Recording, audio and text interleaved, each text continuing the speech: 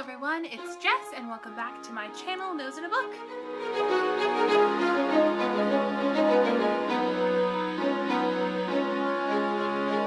So today I'm going to be filming my October wrap-up for you. So the month of October was a really good reading month for me, not necessarily in quantity, but in quality. I read only 4- and 5-star books this month, so it was really good. I'm really excited about this reading month for me.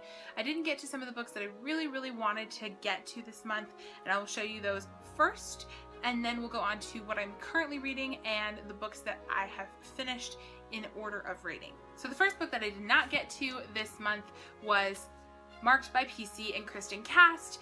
This book I actually did read the first chapter of, but I barely remember anything. I just started reading some other stuff and I wasn't necessarily feeling it, and so I am going to get to it eventually, so I'm not counting it as even have been started. I will have to probably reread the first chapter whenever I do start it, but it probably won't be for a while. I'm gonna wait a little while on this one. It just didn't feel like I was in the mood for it, so it's gonna go back on my shelf, because I'm definitely not going to get to it next month. The next one that I did not get to at all is The Retribution of Mara Dyer. This is the third book in the Mara Dyer trilogy. I was hoping to complete the series for the readathon, but I just didn't get around to this one.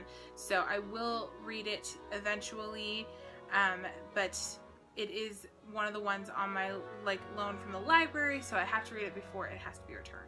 And the final book that I did not get to this month was This Savage Song by Victoria Schwab. This is the Sassy Book Club pick of the October-November, and so the very beginning of November is the live show. I think it's the 5th, and I want to have finished this before then, so I'm going to try to cram this in the first week of November and see if I can finish it. I know it'll be amazing. This will be my first V.E. Schwab book that I've ever read, and I'm so excited to get to it. I can't believe I put it off this whole month, so I will be reading this the first week of November. Now on to my currently reading. I am currently reading The Evolution of Mara Dyer, which is the second book in the Mara Dyer trilogy. I'm about almost 200 pages through it, and I am enjoying it. It is creepy still, but it's not so creepy that I can't read it. I do avoid reading it at nighttime. Like I've said before in my previous videos, I get creeped out really easily. So I have been avoiding reading it at nighttime, which is probably why it's taking me so long to get through it, but I am enjoying it. I'm liking this series a lot, and I am very intrigued to find out where the third book leads us. I do plan on finishing this during the month of November, but I'll probably take a break from it if I don't finish it. This is a few days before the end of October, so if I don't finish it before the end of October, I'll probably take a little bit of a break so that I can read The Savage Song before the live show. So my last one that I'm currently reading is Starflight by Melissa Landers. This one I have to return to the library on the 2nd of November, and I probably won't have finished it with it by then, and I'm really sad about it. So it's been really good so far. I'm only 3 chapters in, but I am loving this book so much. And I might just have to go and purchase it so I can keep reading it because it's amazing. Maybe I'll cram it in, but I'm going to Disneyland this weekend, which is this is the weekend right before Halloween, so I just probably won't get to it before the 2nd. But I'm gonna try. So I'm gonna try to finish this before the 2nd of November so that I can return it to the library read and not unread. Now on to the books that I have read during the month of October.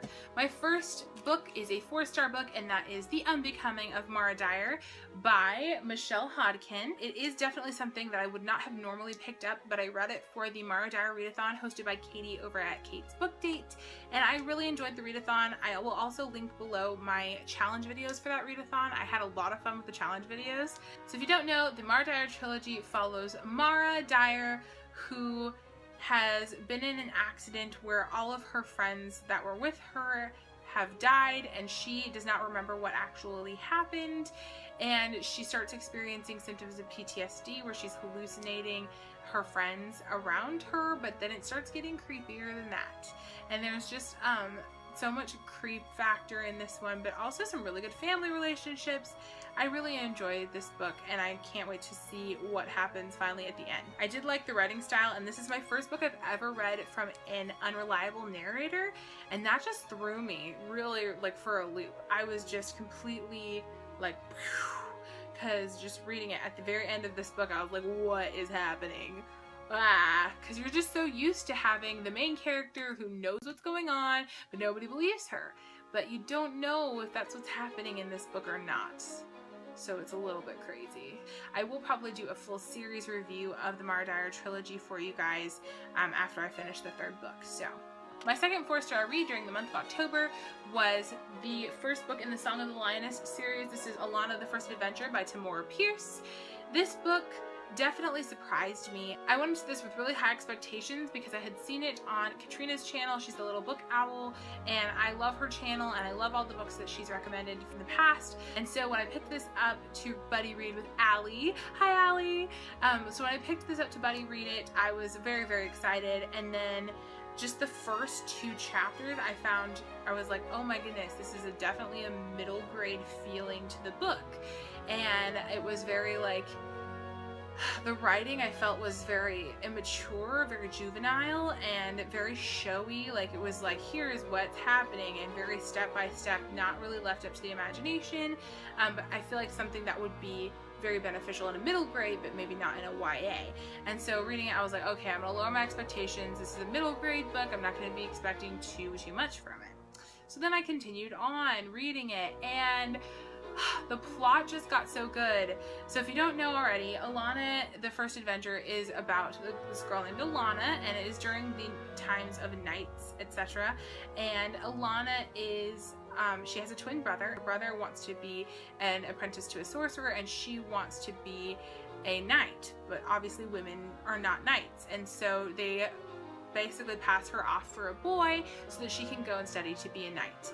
And the plot continued to get better and better and better throughout the whole book. The ending of the book, I was like, oh my gosh, I can't wait to pick up the rest of them. I actually own the rest of the series, and I'm going to be reading it hopefully really soon because I just really enjoyed it a lot. The other thing I really enjoyed about this, I was really surprised to find they actually address some things about becoming a woman that I've never seen addressed in a middle grade or a young adult book ever. And that is not only female growth, where Alana goes from looking like a boy to having to wear bandages because she doesn't anymore, but also dealing with menstruation and that scare because Alana has no idea what's going on, and she's not had a motherly figure to tell her that this is going to happen, and she freaks out and has to go to see someone in the local village to find out what's happening to her, and it's just a threat to her secret. And it just is really interesting to see this like fantasy world bring that out in a way that I've never seen before, and I just really appreciated that because I feel like if I had read this at the age of 12 or 13, I would have really related to her character even more than I do now. And so it was just really refreshing to see that in a YA middle grade-ish novel. So I will definitely be picking up the rest of these books, and it got definitely 4 stars from me.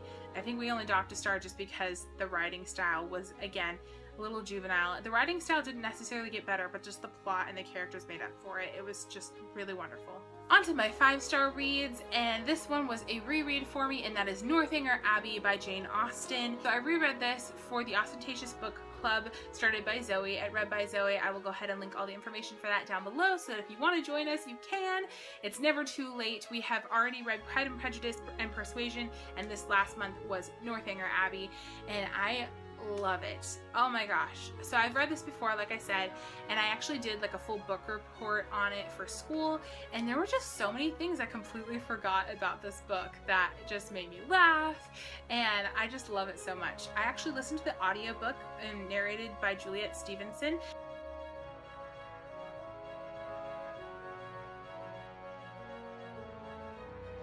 It was the same narrator that I listened to for Persuasion last month, and I really liked her Persuasion much better than her Northanger Abbey. Some of her voices for this book I just didn't like. I didn't like her Catherine. She just sounded too breathy, where it just almost made her sound sarcastic when she's definitely not at all.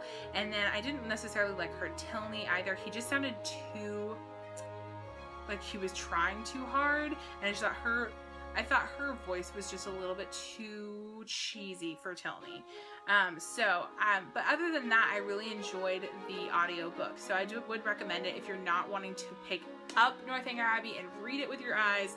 Listen to it. So if you don't already know, Northanger Abbey is a parody of the Gothic novels that were circulating during Jane Austen's time. and it is about a girl named Catherine, and she is born to be a heroine, though she does not know it. And she is taken from her tiny town by her family friends who want just a companion to go with them to Bath, and she goes with them and just meets some people, and then she meets Mr. Tilney. My only qualm with this book is we don't get enough Henry Tilney. Like in Pride and Prejudice, you get to kind of see Darcy's perspective just a little bit more than you might if it was just from Elizabeth's perspective. But this one, you get to see barely any of Tilney, and I would just have loved to see his entire thought process, because he's so snarky and hilarious, and he's always making Catherine laugh, and he's always making me laugh, and I just love it. So if you have put off reading Northanger Abbey for any reason, don't put it off anymore. It is so good and definitely worth reading during the fall time. Even after Halloween, it's just this perfect kind of cozy fall read. My next 5-star read was Truth Witch by Susan Dennard.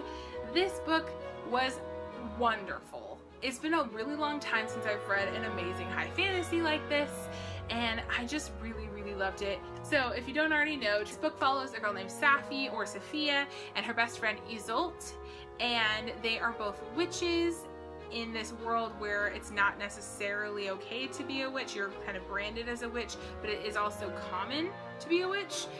So Safi is a truth witch, and that is a very rare kind of witch that can tell a truth from lie, and it's very sought after in the kingdom, in all the kingdoms, because they want someone who is a truth witch working for them. And then Isolde is a thread witch.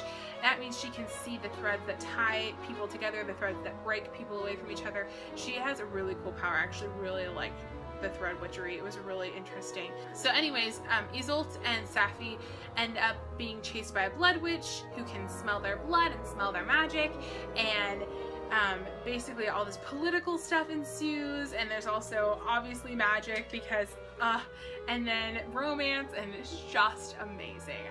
The female friendships in this book were so strong. I love Sophia and Isolde's relationship so much. They were just there for each other. They understood each other. And it was just so wonderful to see that in a YA novel. So there were also some other characters I really enjoyed in this book. One was Prince Merrick, who is a wind witch, and he's awesome, and I love him so much. And then also Aedwin, I think is how you say his name, is the blood witch. And oh my gosh, I'm obsessed with Aedwin. So much goodness. Sorry, I read this towards the beginning of the month, and so now talking about it is just bringing back all these amazing memories, and I just want to reread it again. But I don't have time for that. Is it January yet? Please be January so I can read this book. I'll also probably do a full review of it so I can talk about it more, because it's just amazing. Maybe I'll do like a book talk so that I can actually do all the spoilery goodness. I've never done a spoilery video before. And last, but certainly not least, my last 5-star read is Fangirl by Rainbow Rowell. So this is my second Rainbow Rowell book. I read Eleanor and Park a few months ago, and I loved it. I really related to Eleanor's character a lot, and it's just one of those amazing stories that I feel like really affected me in a lot of ways. And so when I picked this one up, I definitely had high expectations for it, and it definitely met them. Fangirl follows the main character, Kath, and she is a fan fiction writer. She writes fan fiction for a series called Simon Snow, which is very, very similar, if not exactly the same, as Harry Potter. And basically, she has a twin sister named Wren, and her twin sister have been inseparable, and Wren now has decided that she wants to explore life on her own, and she doesn't want Kath and her to room together in college or anything like that.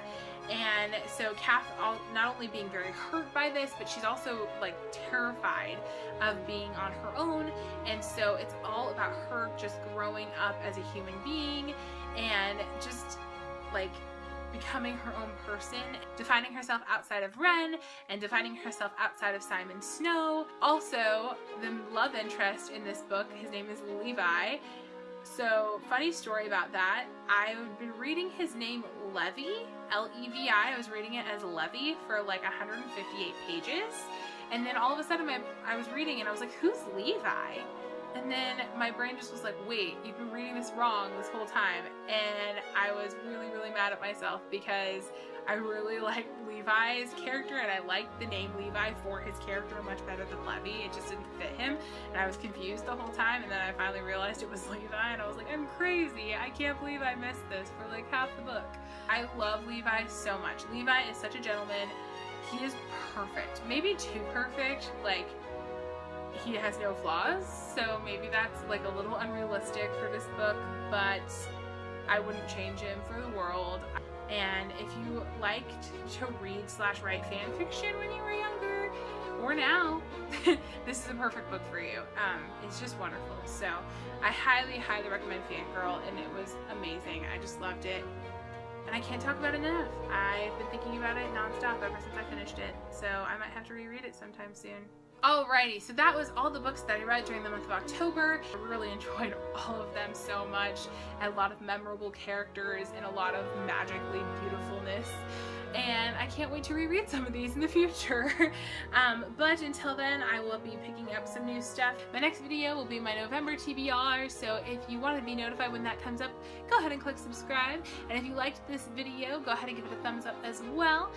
And that's pretty much it. If you guys have read any of these books or want to fangirl about any of these, if you want to fangirl about any of these, please leave that down below in the comments.